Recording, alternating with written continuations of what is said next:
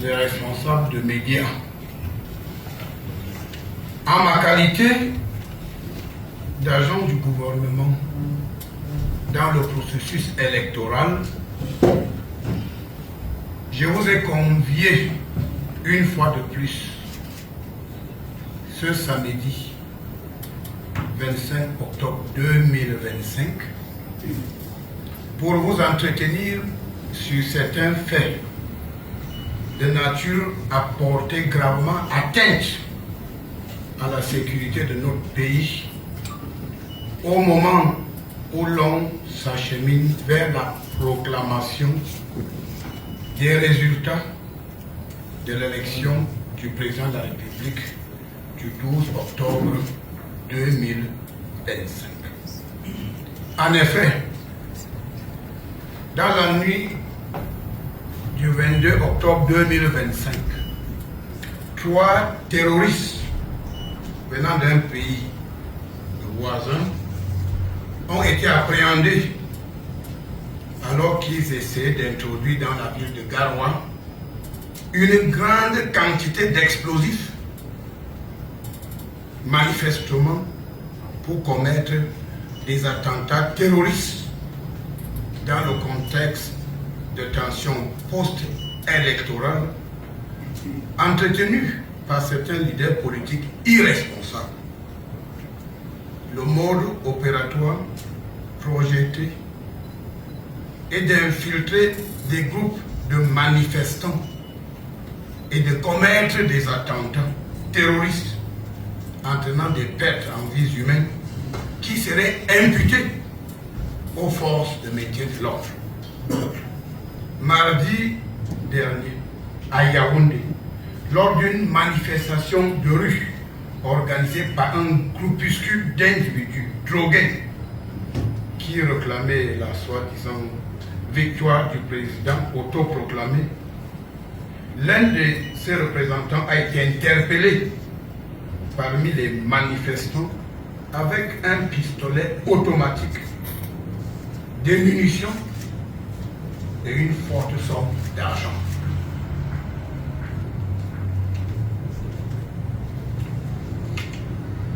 Cet individu de moralité douteuse aurait pu tirer sur la foule pour que cet acte odieux soit imputé à nos vaillantes forces de sécurité. Ce stratagème s'est récemment vérifié lors d'une manifestation illégale organisée à Garoua le 21 octobre dernier par les sympathisants du candidat autoproclamé président de la République, en marge de laquelle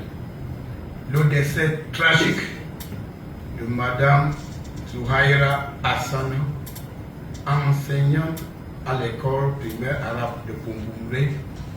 a été malicieusement attribué aux forces de l'ordre par un média acquis au mouvement insurrectionnel, alors même que le père de la regrettée a clairement indiqué qu'elle avait été lâchement assassinée par un homme en civil. Une enquête criminelle a d'ores et déjà été ouverte par les services compétents pour faire toute la lumière sur cette affaire et établir les responsabilités des différentes personnes impliquées. Il vous souvient que j'avais annoncé lors de mes précédents points de presse l'existence d'un vaste projet insurrectionnel ourdi par certains hommes politiques conscients de leur incapacité à accéder au pouvoir par la voie démocratique. La stratégie à l'œuvre consistait à publier à travers les réseaux sociaux au soir du 12 octobre 2025 des résultats frauduleux favorables à un candidat d'opposition. Celui-ci devait, dans la foulée, s'autoproclamer vainqueur de l'élection et appeler ses partisans à descendre dans la rue pour défendre sa prétendue victoire. Les récents événements survenus dans notre pays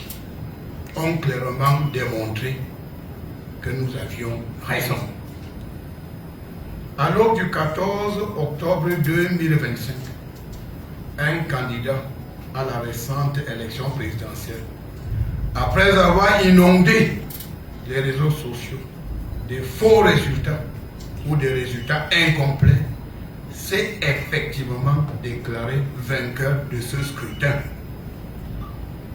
À son instigation, ses partisans ont organisé